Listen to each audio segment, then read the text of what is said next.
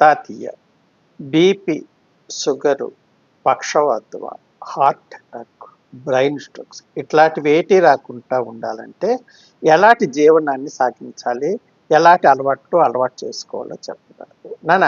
ఇవన్నిటికీ కారణం మెదడేనండి నాయన.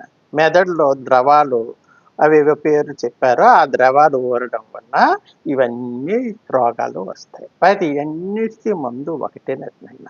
మనం ఎల్లప్పుడూ సెక్స్‌లో పాల్గొంటూ ఉండాలట నాయన.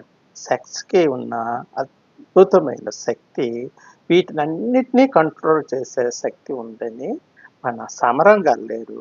ఆయన ముద్దు ముద్దు మాటలతో చెప్పారు. ఆ సెక్స్‌కి అత్యంత ప్రాధాన్యత ఇస్తే ఈ రోగాలన్నీ మనకి దూరంగా ఉంటాయి.